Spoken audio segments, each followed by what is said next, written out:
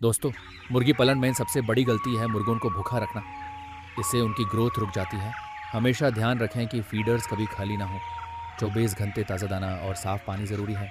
मुर्गों की रौनक दिखाते हुए शाही ऊंचाई पर फीडर रखें ताकि हर मुर्गी को बराबर पोषण मिले और बीमारियों का खतरा कम हो।